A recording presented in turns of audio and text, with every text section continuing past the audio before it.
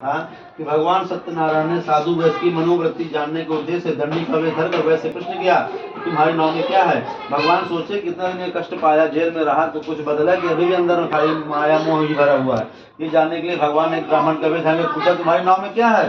तो संपत्ति में मस्त साधु ने हंस करके, हे दंडी स्वामी तुम्हें क्या मुद्रा चाहिए, मेरी नाम में तो लता पत्र फूल बेल पत्र ही है।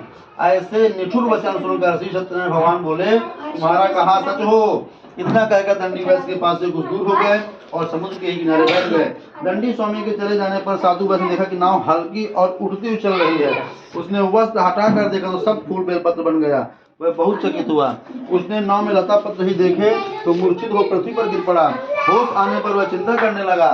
तब उसके दामाद ने कहा ऐसे सो क्यों करते हो, यह दंडी स्वामी का शाप है। वह दंडी सर्वसमर्थ है, इसमें संशय नहीं है। उसकी शरण में जाने से मनवांछित फल मिलेगा।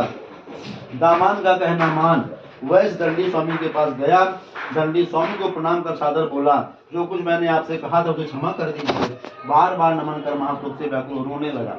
वैश्य को रोते देख दंडी स्वामी ने कहा मत रो, सुनो तुम मेरी पूजा को भूलते हो।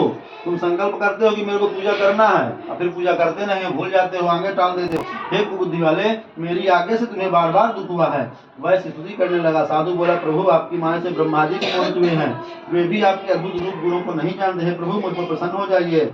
मैं माया से भ्रमित मूल आपको कैसे पहचान सकता हूँ, कृपया प्रसन्न हो जाइए। मैं अपनी सामर्थ्य से आपका पूजन करूंगा।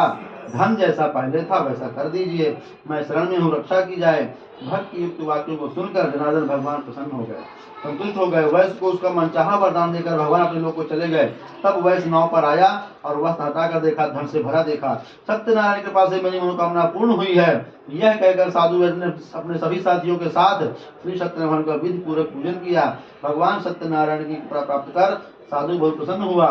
नाव चलने योग्य बना, अपने देश की ओर चल पड़ा। अपने गृह नगर के निकट अपने दामाद से बोला देखो वह मेरी रत्नपुरी है। धन के रक्षक उसको नगर में भेजा।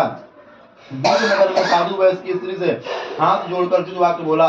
वैश्य दामाद के साथ बहुत सारा धन लेकर संगी साथी के साथ नगर के निकट आ गए हैं। दूत के वचन सुनकर सती स्त्री बहुत प्रसन्न हुई।